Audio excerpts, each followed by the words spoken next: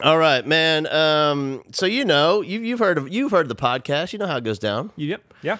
And we're going to talk about you and kids and life and school and education. And I'm looking at your phone. That reminds me to turn mine off. I already turned mine down. I'm ahead of you. You are a true professional, sir. Because usually I'm the one telling people to turn their phones down. So I tell you what, in the Teach Like a Rockstar thing, it's been me. Like when the phone goes off. And it's ringing. Oh, and it's you. And it's in my pocket. And you're looking out in the audience. Yeah, and who is this guy? No, they're looking around and trying to figure out who it is, and it's me. Yeah, it's you on but stage. I don't ever admit to it. And let me put it down here. All right, so man, you know what's up, man? Let's get this thing going. We're gonna kick it off, and we're gonna have some conversation, and we're gonna have some coffee, and get to the bottom of things. Because here's what I know about you, Mr. Mario Bai. You have all the answers. You have been in education since the inception of school, and you have the answer to every educational challenge that has ever come across the teacher's desk. Isn't that true? The answer is just be open-minded, because you better be. Because if you think you got all the answers, something's going to change. All right. And you're not going to be ready for it anymore. No. All right, let's get this going, man. Teach Like a Rockstar. We are officially rolling. Big beginning. Hit it. All right, Teach Like a Rockstar podcast. Let's do this thing. In studio today, we have the lovely, the talented, the vivacious, voluptuous, I don't know, Mario Bai. And Mario is the associate principal at Seven Lakes High School in the fantastic Katy Independent School District. And we're going to spend some time with him. All right, coming up, listen, we have Teach Like a Rockstar dates all across the nation. And listen, we're gonna kick it off just next week. We're gonna have a next week in Brandenburg, Kentucky, with Meade County schools coming up. And listen, we have about 4 more spots that we can pack some schools in. 4 more dates that we can book. And like I was saying yesterday, man, I used to do about 25, 26 in the summer. Not anymore. I just don't. Listen, I just don't have it. You getting old? You don't act like you can't see the gray. We're not old. Come on. we're very old. And so we're up to about 16, 17 days. We got 3 or 4 more that we can book. So if you're interested in doing the Teach Like a Rockstar thing at your school district, your convocation, your big back to school bash, whatever you're doing, give us a call. Also, you know what we love to do are the small schools, man. We love going out to those, even the elementary school that has the 20 teachers, or if it's the big district, in Fort Bend, we're going to do a couple thousand teachers, whatever it is. Man, give us a call, give Georgia a call, and she'll work it out. She'll figure out a way to make it work for you. All right, let's get it going. Mario Bai, how are you, brother? I'm doing good. How are you doing? Excellent, man. We listen, man. We go back a little bit. More than a little bit, brother. It's called junior high. It is. I think you're supposed to call it middle school now, but man, we were junior high. We call them junior highs out in Katy. Oh, really? Yeah. Cy-Fair went to middle school. We stayed with junior high. What's the difference? I think the difference is in middle school they're trying to make it keep a little more elementary, a little more hands-on personal touch, right? But get them ready for high school. Not that we don't do that where we have junior highs, right? But it was just the conceptual change that Cy-Fair went through. Probably a little before we worked up there in that area, but let me tell you something. Yeah, I like junior high. It just feels better as a kid. Yeah, it feels like high school, but not sort of like high school, but not really. But middle school. Well, here I'll ask you a question. I'll turn the tables. What was like when you were in school? Yeah. What was, when you think back, what was the best time for you as a student? As a student, man, I'm glad you brought this up. This is an interesting process. I went through this, and I can remember this at Texas Tech University. And it was my, whatever the psychology and education class is called. And it was a teacher. Well, I'm sorry, a professor. But she was a teacher, man. And not all professors are teachers. No, a lot profess. Yeah. This one taught, man. Can't remember her name, but she was awesome. And she turned out the lights. She put on some mood music. We laid on the floor. Yeah. And she said, "Close your eyes." And it was kind of like this hypnosis thing where we got in this deep, relaxed state. And she said, "I want you to picture a time where you felt safe and secure and had fun and you were learning. And don't you know, I'm telling you, man, it was West Memorial Junior High. Yeah. It was 8th grade. I loved it. Okay. I loved it. It was 8th grade. I moved from New Jersey, and in 8th grade, I still remember, man. It was a cool place to be. Yeah.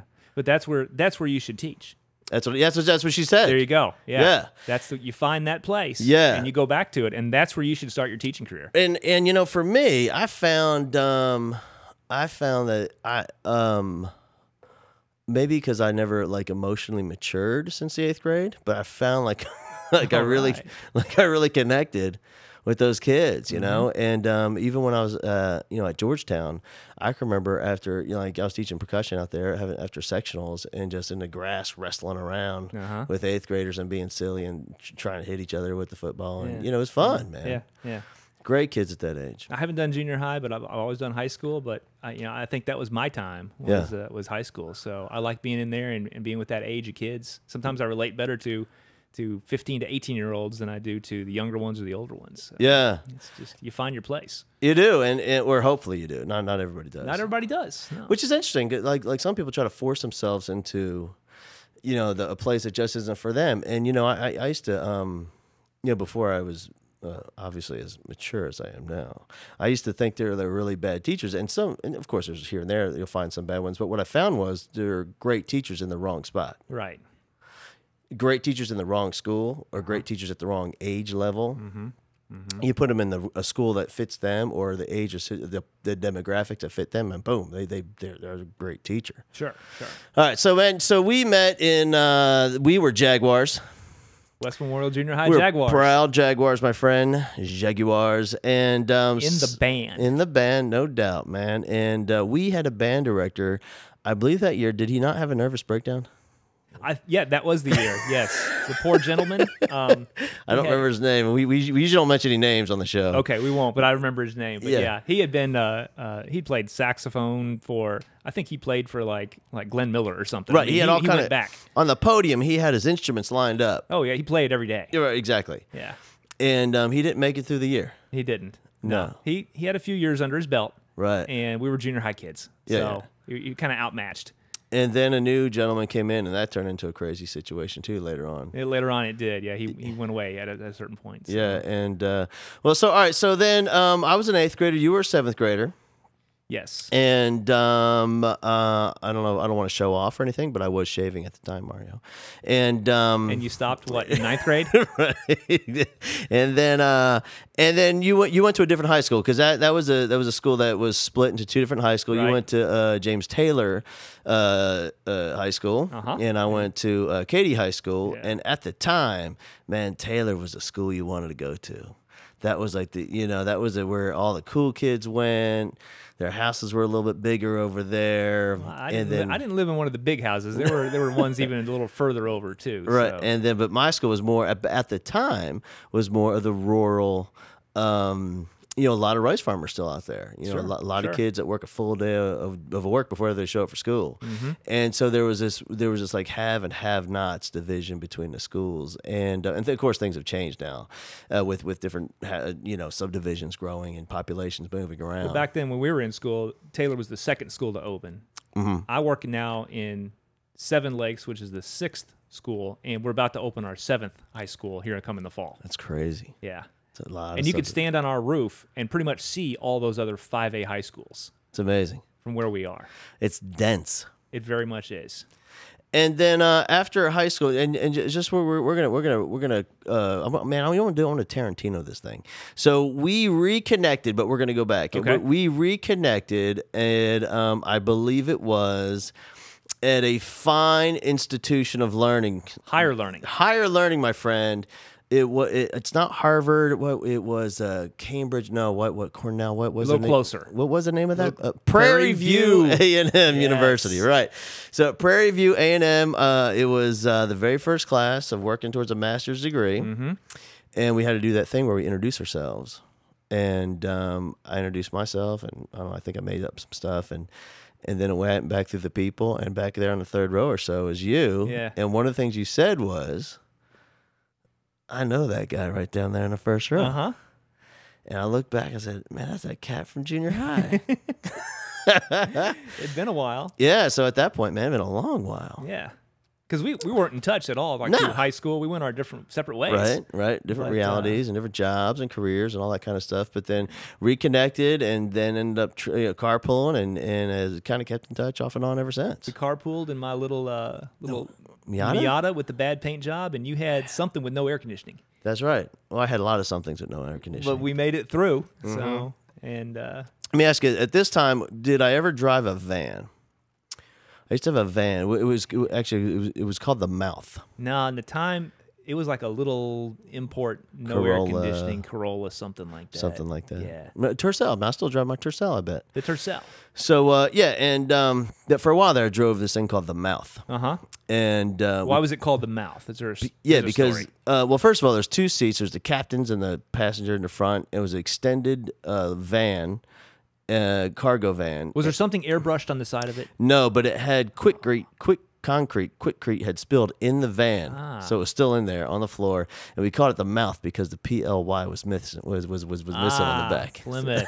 There you go. All right, so we reconnect, and now here we are, man. We start doing the Masters thing, the program, and you followed through on that deal, and you finished it up, and you decide that you want to become an administrator. And here's the big question that I always have for administrators, because this is the tough part, man. This is the part where you move from having the daily relationship with kids, where you see the metamorphosis, where you're a part of it every day.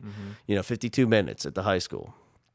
And by the way, what were you teaching at that time? When you first started your master's, what were you teaching? IPC. IPC, right? Yeah. And for people that don't teach in Integrated Texas, Physics and Chemistry. It used to be called Physical Science. It's Right. ninth grade science for Right. high school kids. and you're teaching that, working on your master's, and then you made the decision that you're going to become an administrator. And what was really the compelling thought behind that? Okay, well, it really goes back a few years before when I had thought I would be, well, when I first became a teacher, I thought, okay, I'm teaching biology, I'll teach AP, biology, anatomy and physiology, and by the end of my first semester, I'm like, that's nice, but I enjoy that stuff, but what I really wanted to do, I was teaching IPC in my first year too, was help these kids get to that point where they could take those classes. Yeah. I think they needed somebody to push them along at the start. So right from the start, I was more about helping the kid than so much of the content. Maybe felt like I was too challenged for the content. It was too tough. Right. That was for the really, really smart kids that had become teachers. But somehow the human thing got me more than the biology thing. Yeah, right. And I took the scenic route along the way. I tried to get out of teaching once, went and did a little construction for one bringing you semester, back. and they pull you right back in. Yeah. Why'd you get out, man? Because you taught for how many years? On the first stint. First, I did like 3 years teaching at Taylor, where I had gone to school. Right. And then got out for like that semester, and then taught a couple more up there at Langham Creek in Cy-Fair. So really, I had 5 years total in the classroom. Yeah. That's it. And But, so why'd you get out? Why'd I get out? I thought I wanted to make more money. Yeah. That's what it was about at that age. I was about to get married Mm-hmm. and thought, oh, I got to do better than this. I'm going to raise a family. Right. But turns out, you keep changing paths because you think there's a better route somewhere.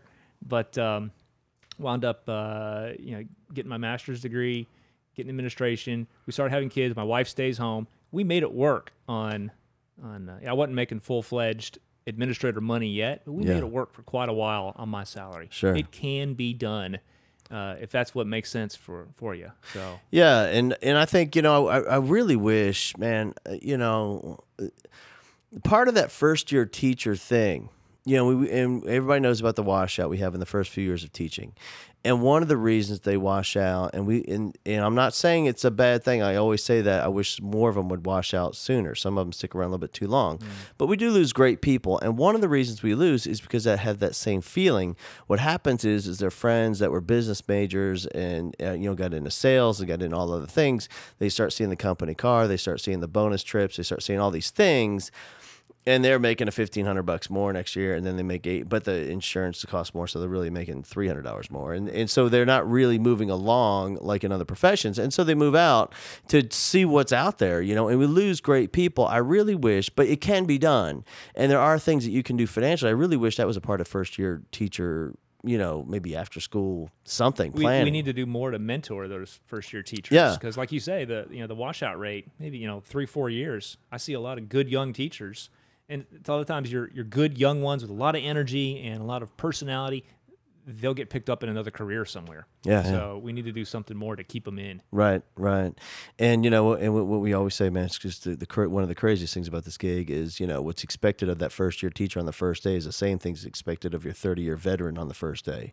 Same results. And we're talking about people's lives, by the way. Oh, yeah. And that is a lot of pressure for a 22-year-old kid coming out of Sam Houston State University. Yeah, and now at this point, I got to look more as an administrator as when I bring a first-year teacher in and I do the master schedule, you know, am I giving them the right classes? Am I putting them next door to the right person? Yeah.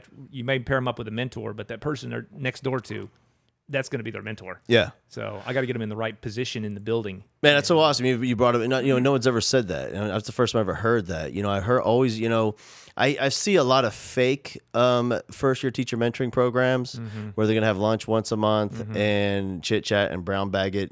But there's nothing, but I'm talking about it. But you're right. It's a day-to-day. What are they seeing and who, because that's, you know, what we say, Teaching a Rockstar, you know, send your best teachers. You know, give us some people that need some help, but give us your best, invest in the best. They're going to change the rest. They're already the mentors on your campus. Even if you don't have a structured program, there's already teachers that people are watching every day to learn from. Yeah. And the fact that you put a first-year teacher next to it, man, that's genius. You got to do that because that's where the real work happens, is sometimes between classes in the hallway. It's not when I schedule this once a month, we'll come after school and share, and that's a controlled environment. You're not going to get real, true sharing in that. But when you let them go out in the hallway or just in the lunchroom every day, and as administrator, I try to stay out of the lunchroom because that way they can really talk about stuff. Sometimes I'll pop in there for a question or something, but I'll go heat my lunch up. But I got to get out of there, man. That's their time to really talk about or de-stress or whatever. And sometimes when I come in, I'm stressed, so I got to stay away from those situations. But I got to know that that's where we're really training our first-year teachers. For sure, is in those kind of situations. It's not just this person's your mentor and you'll fill out your workbook and meet once a month and that kind of stuff. So. Right. And so you now when you first started in administration, you had man, it was kind of like a fake. I mean, it was kind of like it's I look back at that first administrator. What was that thing called? It was called the Academic Achievement Specialist. That was because we had a grant, right? I think there was some grant money that started. It was born from the freshman grant money. Yeah, and it was kind of a catch-all job. At some campuses, they had them doing. I did some discipline every now and then. I covered some after-school events. Where now it's morphed into a lot more districts. I know in Katy we have instructional specialists. Yeah. And they don't do after-school stuff. They don't evaluate teachers. They focus on supporting teaching teams, or those PLCs, professional learning communities. And it really has become the job that it always should have been. Yeah. We were just experimenting with it back then. We don't know what it was. Right. But now it's a real instructional support job that it's important. I wish every small school could have people to do nothing but that. We're at an advantage in these big districts that we have room to build those things in because of where we exist on the economic curve. But it has become, if I was doing it again now, I'd actually know what my job was. It'd be more defined. Sure. Yeah, I think, that it was just born of grant money, if I remember right, back in Cy-Fair. And you're right, there really was no description. It was like, okay, every campus now has an extra administrator, and you can make them do whatever you want them to do. Basically, that's kind of what I did in a lot of ways. Because even some people on the same campus had different ideas of what my job was. Right. Not everybody was on the same page, even in the same place. No. So No. It made it tough because I really never knew what I was trying to do some things, but somebody else wanted me to do something else, and spent a few years doing that. Didn't never quite get it where now I know it needed to be. Sure.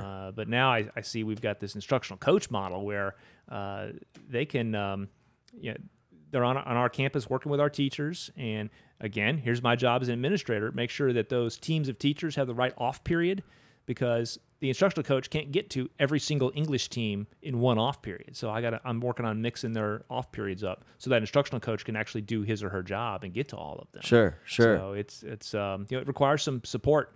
That really is what I do. Is I'm supposed to support and give them the opportunity to meet and actually do their job, make it meaningful. And in that instructional coaching position, do they have responsibilities district-wide? I know, like in Sci-Fair, we had a director of instruction and who very rarely could really get much done on a campus simply because they had such huge responsibilities. Not only were they a director of instruction at the campus with 4,000 kids, but they're also responsible for sophomore English district-wide. Not in my district. I know Sci-Fair's done that. I don't know if they do now, but I know it's just a different philosophy, different approach. Our instructional coaches, we've got at least one will be on our campus full-time. The others we will share with one other campus. But then on Fridays, they get together at a central office and they meet amongst themselves and talk about what they need to do as instructional coaches. So there's little that way they can stay connected with all the curriculum specialists and directors over there at the central office and help central office keep connected with what we do. Right. Because everybody says, every district around the country says, oh, central office, they don't know what we're going through here on the campus. So hopefully it's going to help foster that connection so that they still remember what it's like down here in the trenches. Yeah, those professional learning community, the PLCs, those communities of teachers, those teams of teachers that we put together, is such a critical component. And I was never in a position where I feel like it was done effectively. I've been on a lot of teams. I've been on English teams, biology, teen leadership, PALS. I've done the PALS thing was that one worked. The rest because we could do whatever we wanted. Really is why it worked. Well, PALS, you guys are kind of more in tune with that anyway. Exactly. So, we had the thing figured out. It was kind of inherently, it was like a natural component of who people were on the team. But just as in a biology thing, what it really was okay, here's the week. You are in charge of the week for the 6 biology teachers. You pick one that's in charge. So I got one. This is my week, and 6 weeks later we have another week, and you get all the labs together for everybody. You get all the worksheets, and we're all doing the same thing on the same day. And for me and my style of teaching, you know what, man? I got 3 girls from El Salvador that just moved in that don't speak English. Yeah. And I've got to talk about a beaker, I've got some a beaker? What is a beaker? Right. I've got some issue. I've got some, and those girls were amazing, by the way. I still remember those girls. You know what they did? They kept 3 of them together in all their classes. They put them in my class, because they thought I'd be good for them. And then what they, I would pass out work. I'd give them homework. You know what these girls would do? I'm not kidding, man. I still talk about them. They would take the question at the end of the chapter. They would look for those words back in the pages, and they would copy the entire page where they found groups of those words in a sentence, hoping that page somehow answered that question. Hey, that's how I learned how to go to school. It's called using context clues. Exactly. And these girls were amazing. They would come. So, like, for a question where the answer really was like could have been one sentence, they had like 2 pages written that they copied out of the book. They figured they'd catch it somewhere. In there. Hopefully that's in there. And so for me, on that team, it really didn't meet the needs of my students because we were all forced to do the same thing on the same day. But what we see where more effective things are going on, like at Eastview High School in Georgetown, and it sounds like maybe at your school, where people are coming together with an instructional coach that helps be a mentor to the leader of a team who knows what's going on in each one of those classrooms, and maybe have more flexibility for learners in those rooms. Let me throw a little reality into it, though. A lot of what we do is because of standardized testing. Oh, for sure. We want everybody to be on the same page.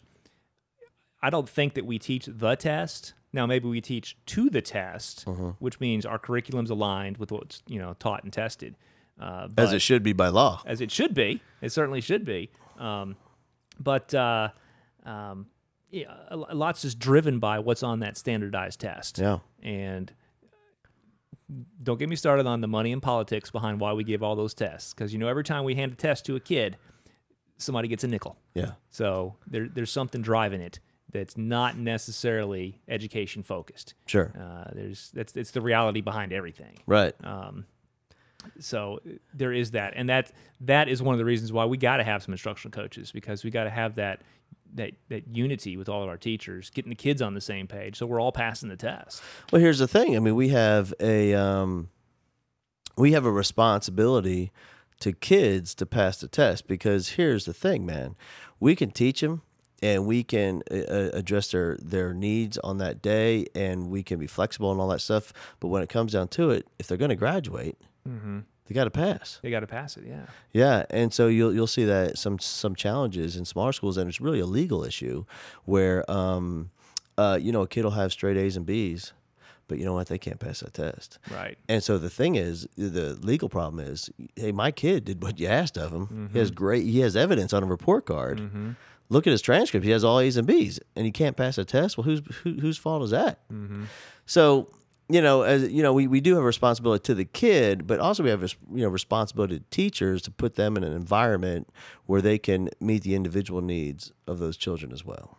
You got to tailor it to each individual kid. In perfect ISD, every kid would have that IEP. Right. We'd tailor everything to every kid's learning needs. Not going to happen, because that's, like I say, that's perfect ISD, which doesn't exist. But you got to have that in the back of your head as you're going through and preparing stuff for every kid every day. And it's a daunting, challenging task for teachers to think that I've got standardized testing, but I've got individual needs. You've got the 3 ESL kids in your room, right, that don't even know what a beaker is. Yeah, it's daunting. So if that instructional coach can give them some support and help them come up with the lessons and the objectives that are going to match up with the tested objectives, that's great. Give them that support and take a little bit of that off the teacher's plate, and let that instructional coach help out with some lesson planning. Sure.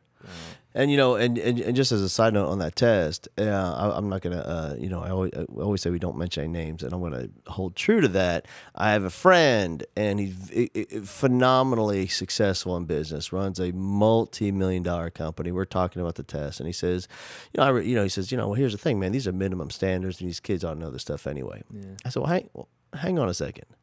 Are you suggesting that you could pass the test? He says, yeah, of course I could. So, of course, I went to the computer. I printed out the release test, printed the PDF out, gave him the pencil. I said, well, let's get busy, brother.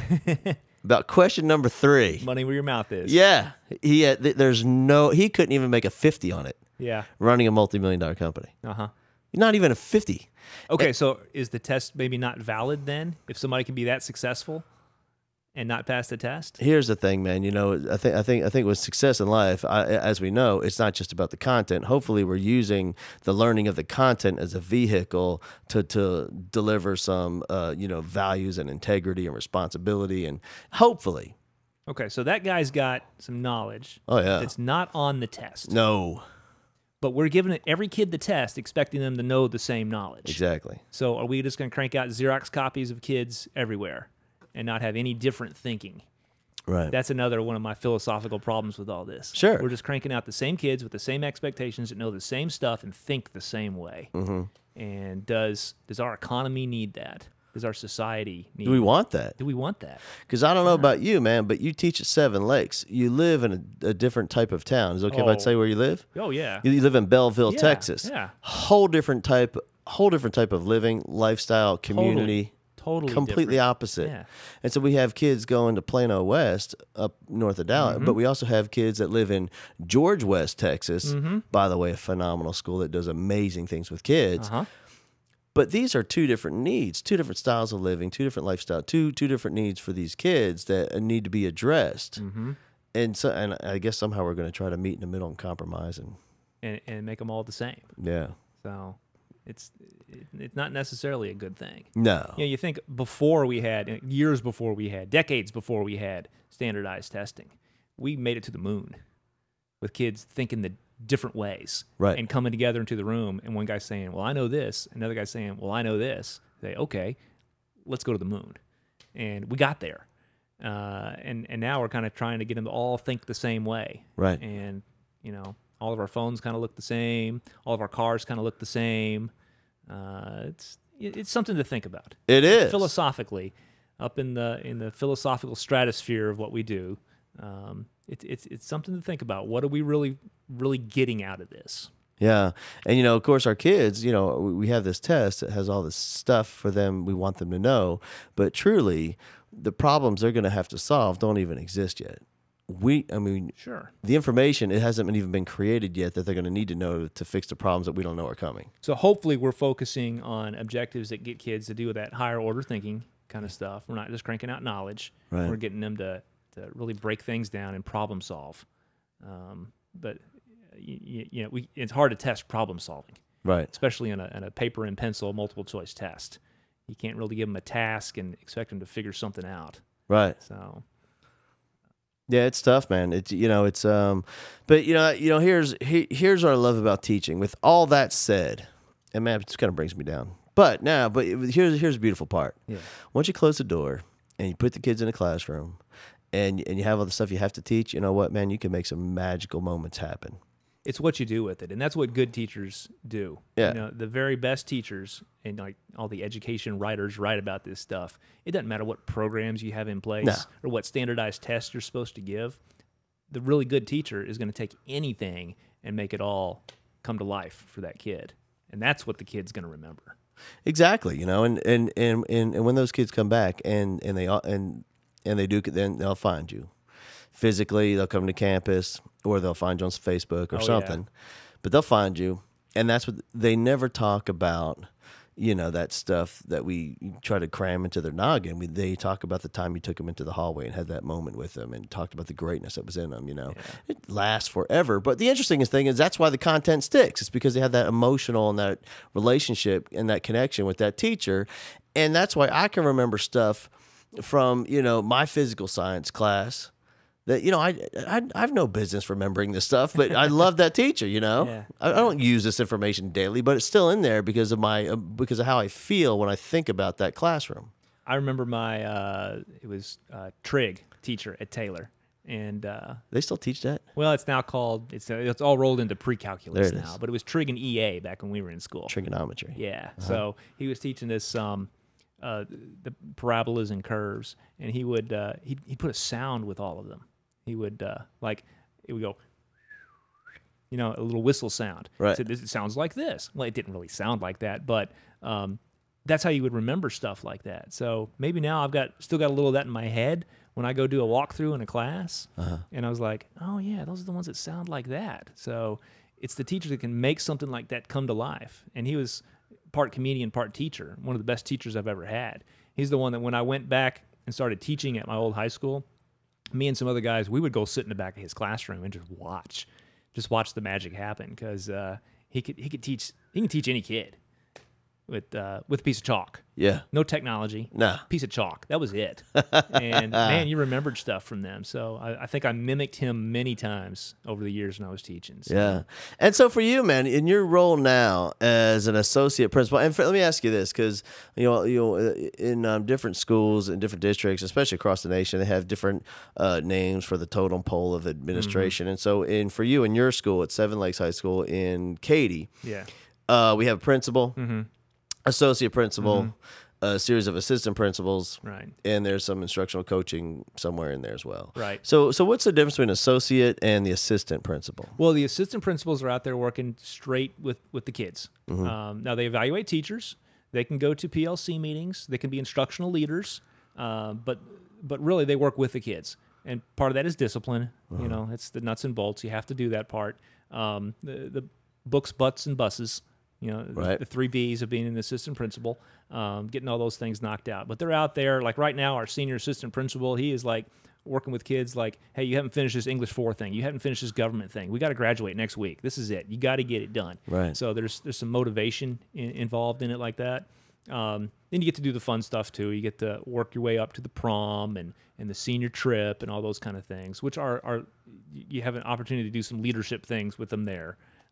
So the senior AP gets some celebrity. Sure. You work with the class officers and you kind of teach them to do some leadership things. In your school, are you saying that the assistant principal moves with the class? That's the way we do it. They move with them. Like I graduated the class of 2010, so I moved with those kids from 9th, 10th, 11th, and 12th grade all the way through. And happy to say I'm still in touch with a number of them now. Yeah. Stayed in touch with my class officers, and they're doing great things. Like to think it's because I gave them some leadership skills. Let me tell you something, brother. It's only because. It's all because of you. Well, just to set the record straight. Me and the class sponsors, the teachers There that you helped me along the way. Because it's no way it's a one-man Don't you show. kid yourself. You take all the credit, man. I don't think so. All right. Not with a school with 4,000 kids. It takes a village. Did I just say that? Wow, that's You bad. did. Oh man, can we edit that out? But now the associate principal, I work up in the front office with the principal, the school principal. My big thing, especially right now, is setting the master schedule with 100 and we'll have 186 teachers, 185 teachers next year. Yep. I don't even know the number because why even bother trying to learn it? It's huge. But setting the master schedule up and making sure that works. Making sure all the assistant principals and the principal, we all know who we're going to evaluate, which teachers we're going to evaluate. I go to the DC meetings. Our department chairs meet once a week, and making sure that everybody's on the same page about what our exemption card policy is for final exam exemptions. So real nuts and bolts administrative stuff up in the front. And then the principal, he is, especially the guy we got now, he is he's the culture, the climate, the leader of the whole thing. Everything is it turns on what he says. So he's come in his second year with us. Second year. That was third. Second. His second year. I guess you would know better than me. I would, yeah. And from what I understand, I went to school with that guy. You did. I bet you did. I bet you went to school with Ted Veerling over there at Katy High School. I don't know. I don't remember. I don't know many people. He's a couple years younger than us. I did my own thing. Yeah. And so, but he was a Katy band guy too. Mm-hmm. Yeah. Yeah. And so here's the thing, man. You know, it's one of the he asked me if I had prepared anything. Of course, I never have anything prepared, and I learned that from teaching pals. Man, you just show up, just go, rock it. And so, man, here's in terms of educational leadership, this is the challenge I see. For most leaders. I'm not saying all. Some have some natural qualities that they bring to the job, but here's the challenge. And let's talk about your school just as an example, and we'll just talk about the numbers. So you have thousands of kids, roughly 4,000. Right. You're going to have close to 200 teachers. Close. There's going to be support staff along with that are some sort of assistant roles, and there's going to be administrative assistants, food service workers, going to be custodial staff, and so what would you guess next year you'll have an enrollment over 4,000? We're going to have about 250 if you had to put adults working on a campus. Yeah, that's about right. About 250. About 250. Now here's the thing: if you look at a corporation where you put somebody in charge of a team of 250 who then are breaking into teams to oversee 4,000. What we're talking about is years and years of specific leadership training that would go into preparing somebody for that kind of a role. But in education, what we don't really see is that that strategic of preparation plans for effective leadership. What we see is a teacher who happens to be teaching IPC somewhere or English or whatever, and all of a sudden now I'm doing some sort of administrative job. I don't even know what I'm really doing here. I'm just going to do what anybody tells me to. And then we work into an assistant principal. You kind of fake your way through that and just watching other people next door and asking questions. And then next thing you know, you're in line for, and so there's really no, in some districts, and then some are, I know they do have great leadership programs, but in a lot of districts, you just kind of jump in there and you sink or you swim or you're just kind of treading water, which is most people are just treading water, trying to keep this boat afloat. We're not really going anywhere. This is really in leadership. We're just kind of managing this boat, trying to keep it afloat and hope for no injuries along the way. Yeah. Where if you take that same position and you put it in the corporate world, man, this would be an expert leader that has been groomed for this position for a couple of decades, maybe for that kind of for that kind of a budget that would take to run a company like that, a school like that. And so in Katy, what kind of leadership preparation programs are there? Conferences you guys do? I know there's regular meetings and things like that. We do meet with administrators, and we'll try and talk with our vertical team, like the high school will pair up with its feeder junior highs. We've done that some. So we have some consistency that way. We've done some things like some book studies. We'll get together and talk about something, or some journal studies. We're trying to review because we get all these magazines in the mailbox. Right. You should actually read them sometime. What? There's some people that have some good things to say. What? It's out there. Yeah. So we try to do some of those things. When I first came back to Katy, we had a leadership academy that we did. So my first year, I met like once a month or once a 6 weeks with a group of first-year administrators, as well as some people who were aspiring to become first-year administrators. Sure. And I know a number of them did come up and join the ranks with us. So, so we've done some of those things in the past. So I think some people show up and they just have it. I know I know Alan Meek when he was at Cy Springs, when he came from Jersey Village, man, he was a great leader. He had it.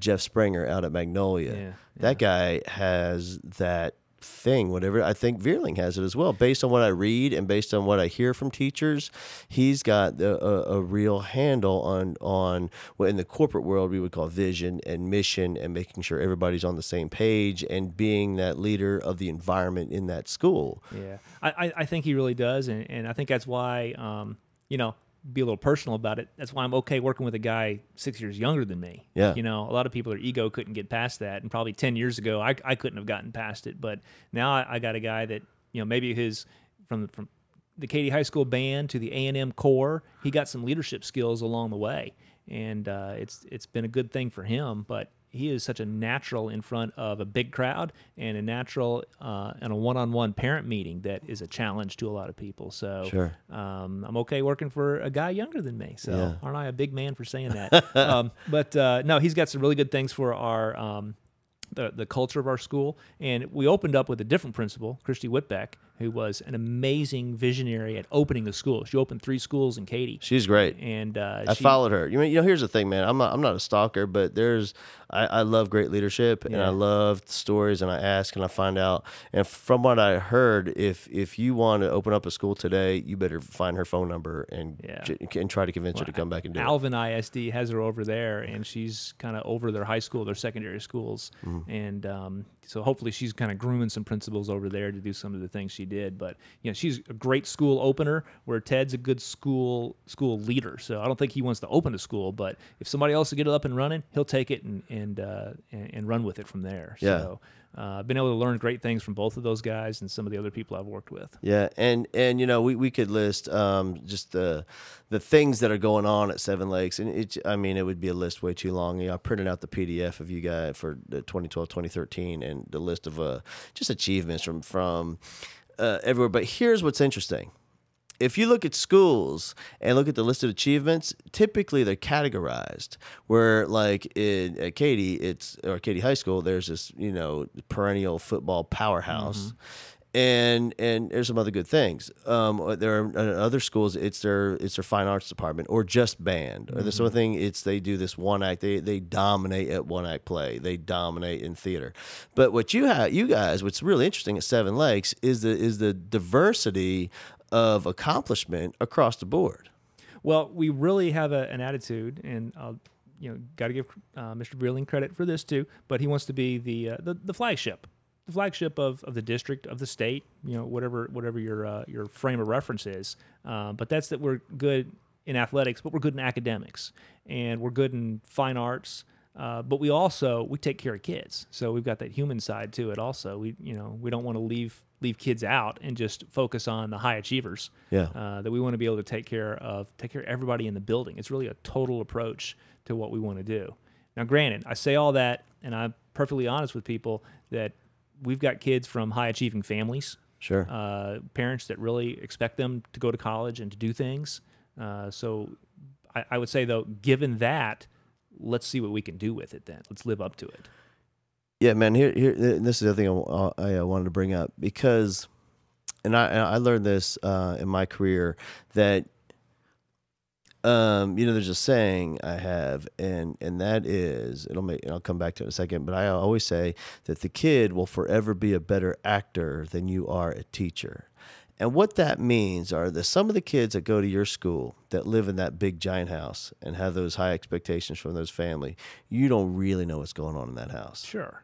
When that family's together at 7 o'clock, you don't really know what's being said and what's going on. And they come to school and they play the part and they look the part and they look great.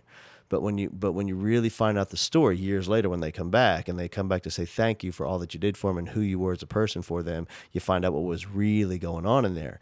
So here's the thing, and if you want, you should shed light on that, is where, you know, we have some other communities that you can drive up and down the streets and you can see the challenges because it's obvious. It's right there. Yeah. You can see the houses, you can see the struggle, financial struggle, and the kids that show up.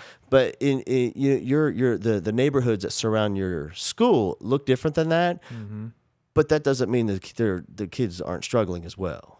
Oh, just because they've got the iPhone and the shoes and mom and dad drop them off in a nice car.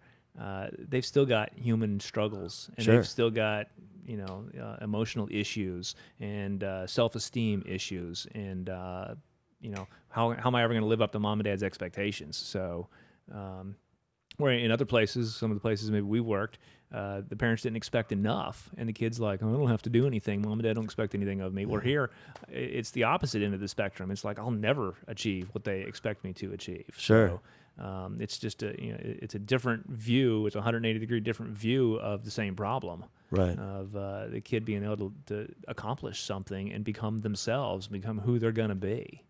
So, I think at your school years ago when it first opened was a perfect example of what can happen when that kid is really pushed to the limit. You know, I mean, there's tragedy that happens, and there's tragedy at every school. I mean, when you have 4,000 kids, there's going to be tragedy. There is, and that's why I say that despite all of our successes in athletics and academics and whatever you want to look at, we've been successful at all kinds of stuff. Every day we've got kids that are popping into the counselor's office or that need to go to the counselor's office and talk about something. And it's our job to get out there and connect with those kids. That's why I say that assistant principals out there talking to kids every day. So, well, I didn't at that point wasn't teaching biology to those kids anymore. I was making sure they had what they needed to get to all their classes and do what they needed to do to reach that ultimate goal of walking across the stage. So, you know, just because you're an administrator, you don't lose that connection with the kids. Hopefully you take what you developed in the classroom and translate it into the hallway where we work. So, man, that's what I love about you guys over there and that whole team together is because, you know, just by hearing you talk, you haven't lost it and it's clear. And in terms of your role, do you oversee the assistant principal team at all, or is that part of? Not really. The way we work in Katy is I'm same pay grade. I work more days out of the year. That's it. We're all basically the same. We all report to the principal. Right.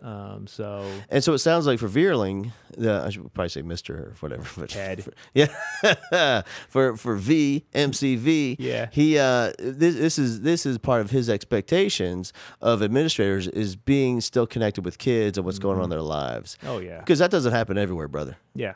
I'm sure it doesn't. I'm sure in a lot of other places I've been some of those places where the attitude between teachers and administrators, it's the us and them thing. Right. And a lot of kids have their parents' view of assistant principals or vice principals, that they're just out to bust kids. Because a lot of our parents that we deal with nowadays, they're of the age where that's what vice principals did. Yeah. They just busted kids for stuff. So we're not like that.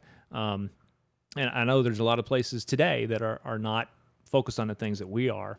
But it's up to us, it's up to Ted and me and the other administrators that when we hire teachers or we hire a new assistant principal to the team, that they share our vision of what that job's going to be, of how you're going to go out there and support kids and support teachers in accomplishing their goals. So how do you weed through that? Because here's the thing. I have a feeling, first of all, because of the district that you're in, there's a lot of people that want to work there. Yeah. And because of the school that you're at, if you want to teach high school, and you hear and you see some of the accomplishments, you hear about the leadership, and you hear about not just at the top of the totem pole, but also at the associate and the assistant principal, and you hear about the teaming and the learning communities, and people want to get in there, and you have 185 positions you're filling every year, and so there's going to be some that open up just by numbers. Somebody gets pregnant, wants to have family, and people move on. Yeah. How do you weed through that pool? How do you find the gem? You know, we have our job fair every year, so you at least get a face with somebody. Right. And we've hired some people off the job fair and done pretty well doing that. So that helps. One of the first things you do, though, if you're just culling through a whole bunch of resumes, you find the ones you might want to look at. And fortunately, we were able to have an online system for HR. And first thing we're going to look at is references. Yeah. He's going to see what your last boss said about you. And if there's not a reference from that last boss, that's a red flag right there. If you're not going to tell your boss that you're looking for a job and you're trying to go over to Katie, why isn't your boss behind you? You know, why don't you have that connection with your current principal Sure. to help you get to that next level that you want to come to, work in the bigger district or move across the country or whatever your goal is. I know one time I called a principal on a reference and said, just talk to one of your teachers. They're looking at a job with us. Turned out it was like their superstar department chair, everything. And that principal was like, what? They're looking for a job? I said, yeah, I think we're going to make him an offer, but I want to talk to you first. So you really got to let your current boss know and give you a good reference. So that's the first thing we look at, though. You know, you can look at transcripts, you can look at job history, but if the references from your current employer aren't there, that's an issue to look at. So this is a tough market for kids to get jobs, especially first-year teachers. Yeah.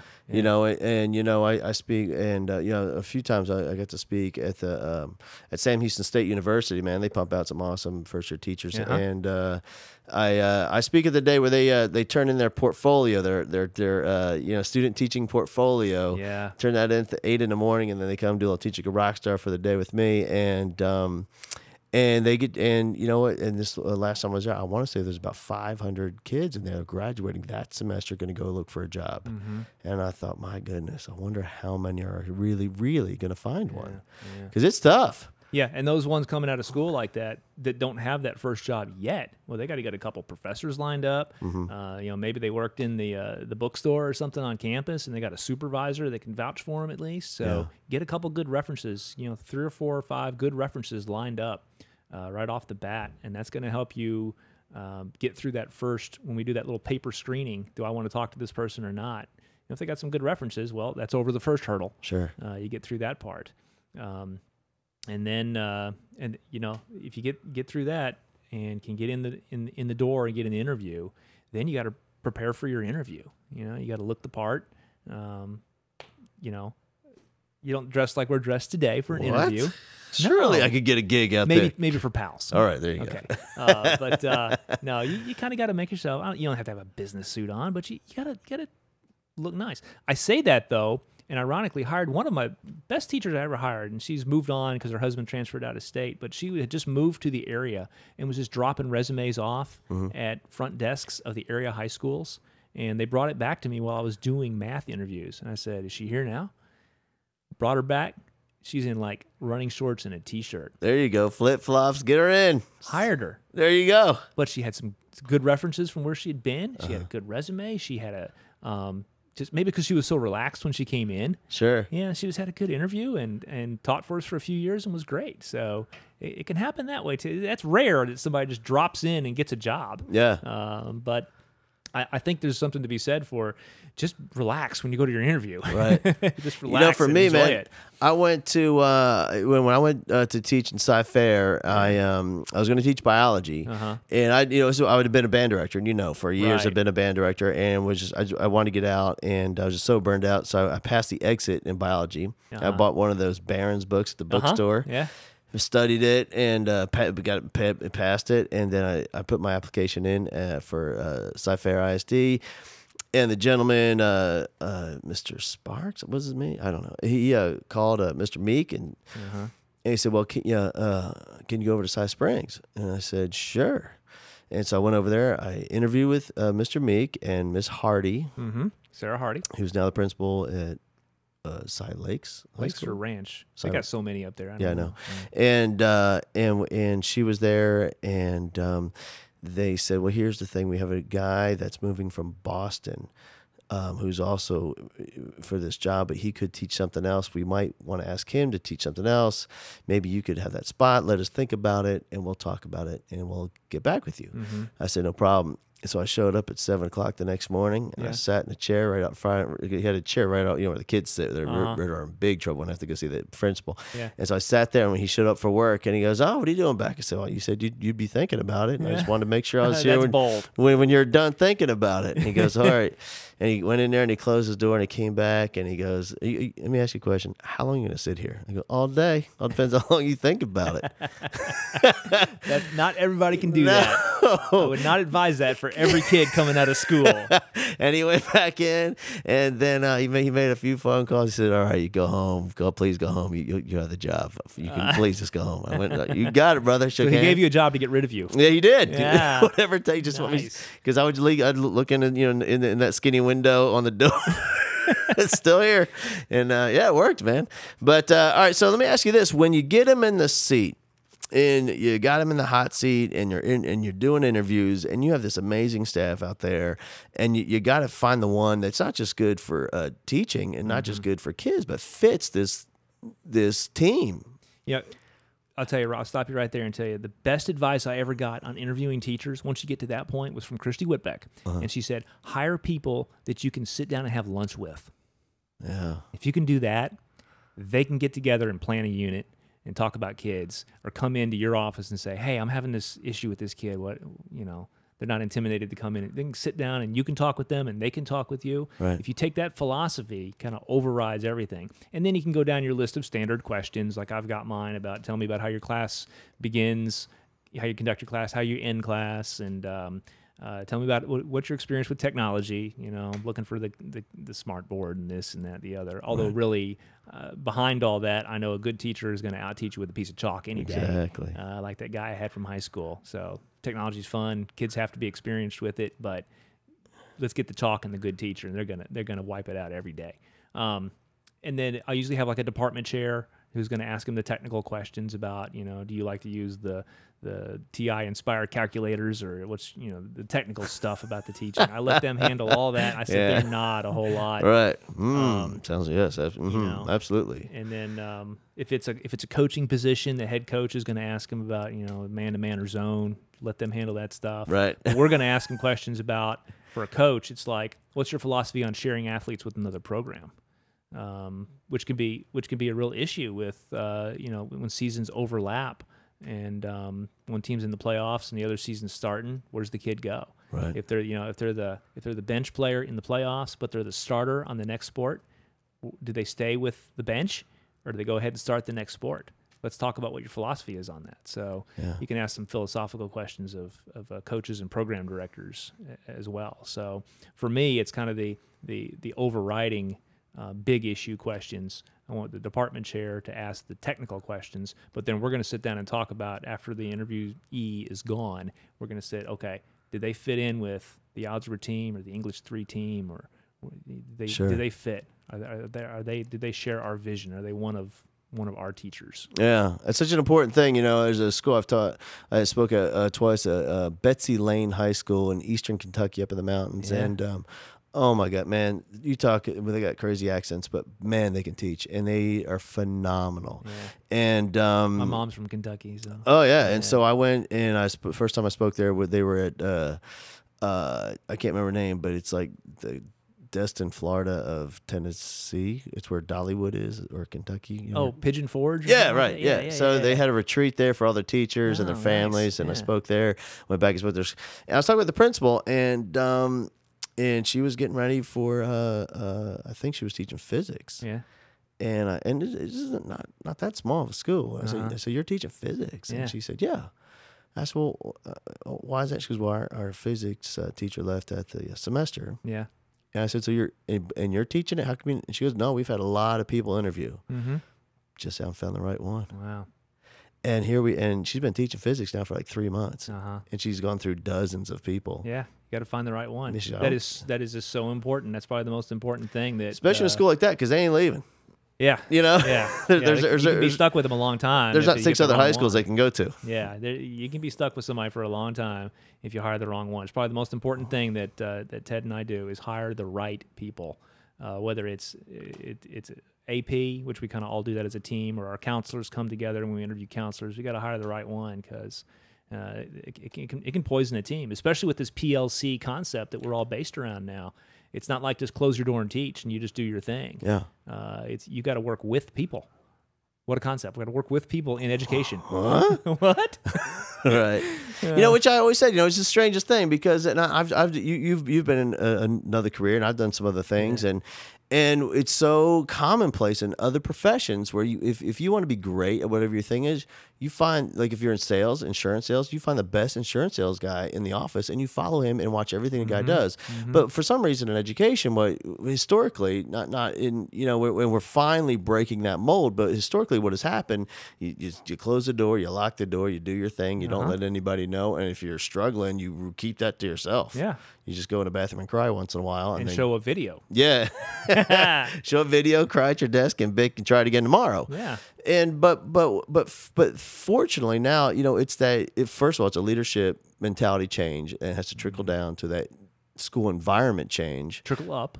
Yeah, there you go. Okay, because we're not here trickling down. We're supporting. There we go. Yeah. And man, it sounds like it's finally happening. You know, the more schools I talk to, it's finally happening, and it just hasn't been the case. Yeah, well, that team approach to anything can be so strong. You know, engineers, they work in teams. Accountants, they work in teams. I got the chance to travel with our Science Olympiad team. They got to go to nationals, and they placed 6th in the nation as a team. That's just ridiculous. Is how they got there. And as we were there, we were watching. I got to talk to them. I got to do the locker room talk after the award ceremony. It was really cool because I didn't coach them, I didn't teach them, I did nothing, but I get to do the locker room talk. Yeah. So it was pretty cool. And the thing I told them was they saw this other kid getting first place individual awards, and he's kind of had an obnoxious suit on, kind of, hey, look at me. And he got like 3 first places, but his team didn't place in the top 10. And I said, now look at you guys. Y'all came together as a team and you placed. You know, last year they were 12th. This year they broke the top 10. Didn't break it. They shattered it into 6th place. Yeah. But they did it as a team. So I wanted them to see that because that's what I can offer. That's my thing that I give kids is, you know, that team approach. I don't teach them the physics, the chemistry, or any of that stuff anymore. But that's what I want them to see is how important that was, because these kids are all going to be engineers and doctors, and they're going to work on teams in the careers that they go into. So they need to learn that now, and that's kind of a obscure thing to teach. You know, there's no formula for it. No, it's called cheating. Working in teams. You're not cheating. You're not trying. There you go. Yeah. So that whole collaboration, you know, it's a huge thing. That but you know, again, with that whole standardized testing and what we're required to cram into the noggin of the kid, it's hard to get him into an environment where we want all this stuff. We want this collaboration. We want this resourcefulness that we want to teach kids. But to create that in an environment where you have to drill the stuff into them, it's very difficult. Yeah.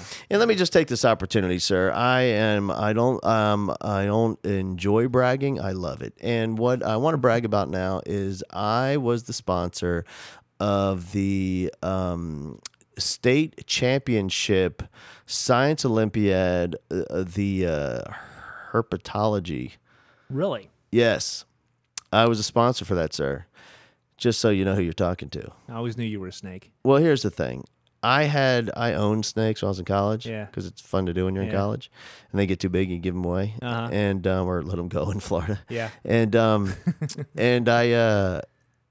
so I had to sign up for something as a science teacher. So I thought, well, I had a snake. I might as well. I'll sign up for that. Yeah. And the kids showed up, and they had all these materials, they had all prepared, tons of stuff ready to go. And I started talking to them, and I don't know the kids because I was teaching, you know, they were seniors, and I was teaching mostly sophomores. And they said, well, we won this thing last year, and the last 2 years. Yeah. I said, really? Yeah. Well, do you need me for anything? They said, no, not at all. I said, well, awesome. I said, I'll be here if you ever need anything, but let me know how the thing turns out. Yeah. And so right there on the award, sponsor, Hal Bowman, and they won it again. There you go. I never even saw him. I saw him that one day. That was it. They went and won the thing 6 months later. Well, there it is. Your best teachers are facilitators. Facilitators. That's what I did. Yeah. You facilitated. And so, all right, so you're the associate, and what's next for you? Do you have that thing, that drive, that vision inside of you where you want to, at some point, keep going to the top of the totem pole at the school, or central office, or? I figured that question would come along sometime, but yeah, I think the next thing I would want to do is do a building myself, because just seeing the last two principals I worked for, Ted and Christy, just being able to set that culture and that climate and motivate and do those kind of things that the leader of a school does. There's great things about central office. You get to work with some great challenges that you get to do with that. But I've seen the person who's in the job before me, Rhonda Ward. She's moved on to the central office gig now, and central office they don't have a football team. No. So you kind of miss out on that. No There's not very many kids walking down the halls at central office. But they get the really cool name tags. They get name tags and they get some pretty cool shirts. So. Yes, they get monogrammed rather than silk screen. Yeah, instead of I had the silk screen T-shirt on today. Right. So there's some great things about being able to do that, and that way, central office people, they get, especially a district this big, you got 6 high schools you get to go pull for. Right. Doing something. So you got to look at it that way. This is like when I went from grade level assistant principal to the front office associate principal kind of job. I didn't have my class anymore. Yeah. But okay, now I got to look at it. I have 4 classes. I got all the kids in the school that need something from me. So you got to take that different focus. But me personally, I would see when the opportunity comes along. I've been in this particular with those little cutbacks, our jobs have changed a little bit in the last couple of years, but this particular job just this year, so I kind of want to see the process through, get that master schedule written. Right. I came into it like a few weeks before school started last year, so I want to get through all the summer things and get the year up and running. I want to do this some. I want to get the feel for this. I don't want to just do it for a year and move on, and do something for a year and move on, and I want to kind of develop it, make it my own, and then when the time's right, find something and move on. So. You know, the central office gig, man, the strangest thing about that environment for me was whenever I would go to the central office, and in Cy-Fair it was a huge district like Katy, and I go to central, and I could never figure out what the weird thing was about it, and then I finally realized it one day, is when you're on your campus, and if you're going to go use the men's room, you're probably going to say hey or hi or hello to at least 40 kids. Yeah. You're going to high five 23 times. You're going to fist bump 15 times. Bowman, what's up, man? Hey, brother, how are you? Hey, what's going on? Hey, man. Yeah, high five. At central office, not one person even says hi to you. You get past 23 people, no one even looks at you. Well, it's a little different maybe for me, because since we went to Katy ISD schools, and my mom was an educator in Katy ISD, I know a lot of people just from the sheer years that I've been in the area. So I get a little, but yeah, it's much more reserved. It's a hello there. You know, fist bump. Yeah, no, sometimes there'll be a nod. Just about. How you doing, Governor? Yeah, that's about it. That's about it. But yeah, it's a totally different feel at that job. So yeah. All right. So you at some point you are would like to be the building principal somewhere someday when the time's right. For sure. And but what I love about it is that this position you're in is really taking ownership, and because like I said, I really feel like some people get into it too soon. Probably. And they're just unprepared for the mammoth responsibility. And if you look at just setting the culture and the tone and the environment of the school, look, man, that doesn't happen that doesn't happen by happenstance. That doesn't happen it's not a fluke. No. It is a strategic plan that's in place, and it's sold and it's bought, and the buy-in happens from teachers and kids. And to learn how to do just that skill alone, you got to have a vision. It's all about having a vision. Yeah. And that question I think comes up in interviews at that level a lot. Is what is your vision? Some of those higher order kind of skills that you got to have for that kind of job. But yeah, it's not about you can't interview for that job and give the answers for the job you're in. Like if I'm interviewing for principal, I can't give them necessarily answers about how I would handle tardy discipline in the hallway. Sure. There's somebody else going to do that. Yeah. What's your vision? How are you going to lead the guy that does the tardies in the hallway? So you got to take it to that next level. And it's and it's that way throughout every discipline in the school. And I remember I had a friend who was going in for his first head coaching job interview. And I was shocked at the preparation it took. To have the vision, how they're going to get there, the 5-year plan from where they are to where they're at. I mean, it was amazing. We hired a new athletic director, head football coach this past year, and all those guys come into those interviews with a 2-inch binder and a copy for everybody on the interview panel. And it is everything from what offense do you run to how's the overall athletic program, like those things I was talking about, like how do you share athletes. How do you, if you're the athletic director, how do you support the girls' athletic program? Title IX. Yeah, right. You got to encompass all of that, because hiring an athletic director, especially at a big, probably at any school, 2A, 3A, anybody, it's more than hiring an assistant principal. You're hiring the other principal of the school. Sure. Because how much does that affect? How many kids are in athletics? Those programs that are out there, and that's part of the culture and climate of the whole school, is how those teams represent your school in the public. Sure. And what it does for kids, and 5 years down the line, are they going to want to go back and see their head coach? Because that's a great teacher right there. Yeah, and in many communities, even where you live, I mean, that's like the face of the district. Oh, it is. We're the only. That's the only show in town. Yeah. When you live in a small community, that's it. There's no big Cinemark Megaplex, anything like that. There's no Broadway shows coming through town. Blue Man Group isn't showing up. Blue Man Group is not coming to Belleville, I guarantee you. At the VFW Hall? I don't think so. But no, they will not be at the high school auditorium anytime soon. It is all about that high school team in that small town in anywhere USA. Yeah. That is the show. That's what everybody's looking at. There's people that their kids have graduated years ago. They still got their season tickets. Sure. Because they're still going to see somebody else's kids, the grandkids, somebody else. That's just what they do. It's the culture of the town. And in a small town like that, well, I guess in the neighborhood where we are, we establish culture and climate. I go out around our community around Seven Lakes, and I see the blue and orange, and I see Spartans all over the place. In businesses, they've got our old football jerseys on the wall. Yep. So, the culture and climate of the town, the community will be right in step with the high school. And in a small town, that's really evident, because you don't drive across the road to the other high school. It's it. It is everything with that school in that small town. All right, here's 3 questions for you, and you have to answer them. Rapid fire? Speed round? Your favorite sound. No, here it is. What's that guy's name? Lifton? Yeah. Well, here it is. It has to be. You have to answer them all, and they have to be different answers.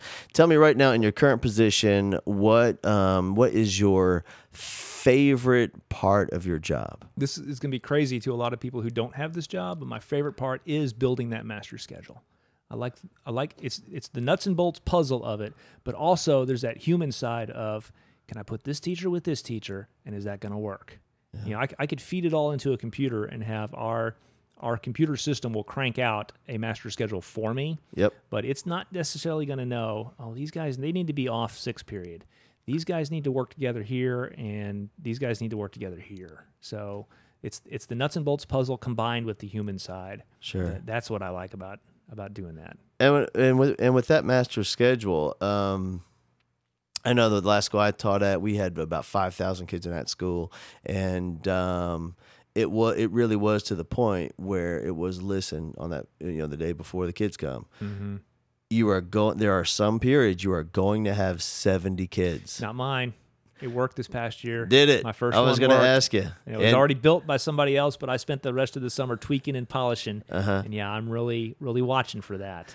And they would show, and I would have 70 kids. Yeah. And from seniors to freshmen, all sitting in there, piled in there. Yeah. And they would say, look, they're going to be there for about a week until we figure out where to put everybody. Oh, no. Be patient. No.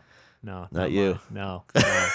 And it's because back in August, before that happened, I didn't sleep for like 2 nights. And I would get up in the middle of the night, and I'd have my just printed out copy with all my technology. I stuck up my stack of paper, and I'd be flipping through it, because it would tell me how many kids are loaded into each class. And I'm looking at that. I'm looking to make sure everything was right where it belonged. I didn't have.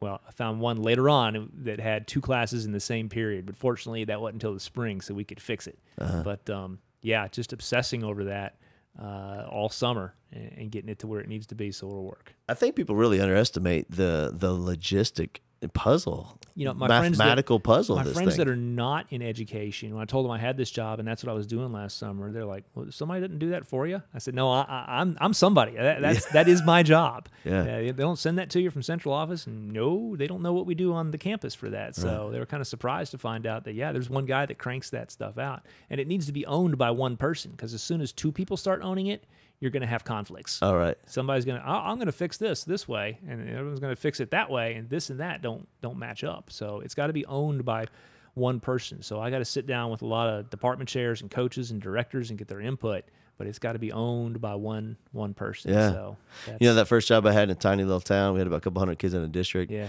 And you graduate 8, 9 kids, and and so like 0.9 would be top 10%. And so we, the master schedule, I'm not kidding, was a chalkboard. Yeah. Had all the teachers names down the left side, all the kids' names across the top. Oh, the kids did.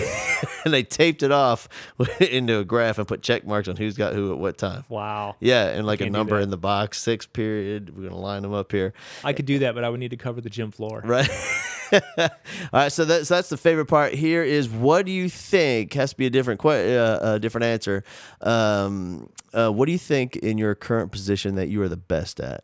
The best at? Yeah, what's your best? When you think about your position right now, what would you do the best? Well, you said I can't answer the same thing because I want to be the best at the match, but that's just a personal challenge that I want to be the best. I want to have the best one out there. But I think the thing I'm probably the best at, that I would pride myself on, is that, again, it goes back to that human part of the job, is that I can sit down with the teacher and say, well, explain to me what's going on. How can we help with that? Or with a parent. I can sit down with a parent and a teacher and say, well, let's talk about why this grade is what it is, or what this issue is what it is, and find a resolution for them. Now, the parent might need to hear no, but it's not sitting down and saying, no, we don't do that. Oh. That's the wrong answer. It's not going to work. It may be, in the end, the truth, but you don't answer it that way. Right. And that's a lot of people's failure right there, is they just answer that way. But being able to sit down and say that, well, the answer is going to be no, but here, let's talk about why it's no, and why you don't want your student doing this. Because in 3 years when you graduate, you need this and this and this, and getting them to buy into, oh, no, I really don't want that. I really don't want that. I really do want what you're offering for my kid. And getting them to realize that you kind of know what you're talking about, and you are offering something because you want that student to succeed. You're not the enemy. You're the partner. Right. So that, I think, is over my 7 years at this place, 8 years at this place, that's what I've really gotten better at, and I think I'm good at that. Here comes the big one. All right. And I have a bonus. Okay. But here's the big one. What do you think, if you list all the things that you're required to do in your current position, what's the one at the bottom that you really know that you need to improve on? I need to improve. Wow. Man. That's a hard one. That's like an interview question. And don't tell me it's remembering to do the fire drill once a month. No, because somebody else does that. All right, good. Which is really hard to do with all the STAR testing and garbage. We can't do Right. fire drills for like weeks. But the thing that I really need to work on more, I guess it's, well, I could say like time management or something, because there's so many things I got to do, but that's true for all of us. Right. You never get everything done. But probably, it's having those hard conversations. It's having that teacher in to say, I hear you may have said something inappropriate, Mm-hmm. and it's so uncomfortable having those conversations. But here's one thing that I use to kind of get through that. It's an Eleanor Roosevelt quote: "Do something every day that scares you." That's huge. It's huge, isn't it? Yeah. And those are the people that really can become leaders, are the ones that are willing to step up into that uncomfortable zone and push through it. If you're not willing to do that, don't go out and try to become a leader. You're fine, be a teacher, be a pipe fitter, be something else that makes you happy. Yeah. But if you can push into that uncomfortable zone, and that's where I need to keep pushing. I think when I first got into this, maybe I knew that, but I didn't know what it felt like. Right. And keep pushing at that part. That's what a lot of us need to keep doing, is finding out what that feels like, and if you can push through it, and that'll tell you if you can keep going at this. Yeah. All right, here's the bonus question, man. Okay. Woo. Give me your, well, I have two bonuses. One is, have you seen the video of the kid? You know what I'm talking about? Which one? The one that unleashes on his teacher. No. The kid with the long blonde hair. I have no. And he goes nuts on his teacher. I think I've heard about it, but I haven't seen it. All right, well then forget that. I was going to ask you what you thought. Okay, what's bonus number 2? Here it is. When we were both in Sci-Fair ISD, and we both had a panel interview to see whether or not we would qualify for the administrator pool. Right. And there are some principals and central office people there, and they sat you sat at one end of the table. They filled up the table, and they took turns asking you questions. And we all knew what the questions were going to be. Yeah. And we got a score. Yeah. And in 70, if you got a 70, that means you qualified to be into the pool. Yeah. Do you remember what your score was? 75 or 80, I don't know. No, it wasn't. It was higher than that. Really? Yeah, I know. I know what it is. You know what it is? Yeah, I remember. Because I blocked it out of my head. It was high. Really? Yes. What was it? It's in the lower 90s. Lower 90s? Yes, you. Wow. Mine was a 70. And I want to know, what is it about me now that you're an administrator? Here's the thing. Here's here's what a 70 means. Maybe somebody wants this guy, but I don't want him. Okay. Well, what's wrong with me? I've got administrator written all over me. Administrator of what? Clearly, I'm the guy you want at the front office, obviously. Now, what is it about me that you think that they thought, oh my gosh, what is this guy thinking? Okay, well. Listen, I wore a tie. Yeah. I didn't wear one to school. You know what I did? What? I took my clothes to the central office. I changed in the bathroom. I wore jeans and t-shirt. Like I said, in an interview, you got to put the uniform on. I put it on in the bathroom. I had my tie pre-tied. It looked nice. I went with a Windsor, and I got in there. I had my short little haircut. I shined my. I had some floor shimes, and I went in there, and they asked me what I thought about some things, and I told them. Got me a 70. 70, huh? 20-something points lower than you, my friend. I don't remember the questions that they asked at that round, but I don't know, man. Do you want to sit down and have a conversation with a teacher about did you make an inappropriate comment to one of your students, to one of your female students? Do you want to be the guy that has that conversation with the teacher? No, I want to be the guy that tells on them. And that's probably coming from another teacher. There you go. Yeah. Bye. You're not going to believe what so-and-so said today in class. I heard it. Come on in here and tell me. All right. And I'm going to say, too, think about what you want to tell me before you tell me. Right. There you once go. you say it, you can't unsay it. So I wouldn't think of that. That's probably why I get a 70. Yeah. All right. So obviously I'm not cut out for that gig, I guess. Yeah, there's a place for everybody. I found mine. You found yours. Yeah. All right, man. Listen, I can't thank you enough for coming in, dude. Thanks for having me, man. This is fun. You are. I think you're the first. You're the second. You're the second administrator. I wondered how many administrators would be. 2 days ago, we put up Charles Aguion, associate principal at Eastview High School. Yeah? Soon to be next year, he'll be the director of fine arts at Lake Travis ISD. Nice. And you get to go to a lot of band contests. Oh yeah, he's the king. He knows all the conferences. Yeah. And plus he judges, and he knows how to work that deal. Yeah. But brother, man, I'm so proud, not obviously of you, but also all that you guys are doing over at Seven Lakes, and man, it's just a cool thing to see, because it's proof that magic really can happen, and like mediocrity does not have to exist in education, and that in superstars and super schools with super teachers, administrators can happen if you get the right people into place. Yeah, well, they say, to people who much has been given, much is expected. So we want to live up to that. And our kids are, for the most part, we got some that they got their struggles, but for the most part, they're doing okay. Yeah. And if they're doing okay, well, let's go see what we can do with that. We're going to challenge them. Yeah. Awesome. Thanks for being here, brother. Thanks for having me. Bring it up top. That's how we end it. Here we go. And we are out. Woo!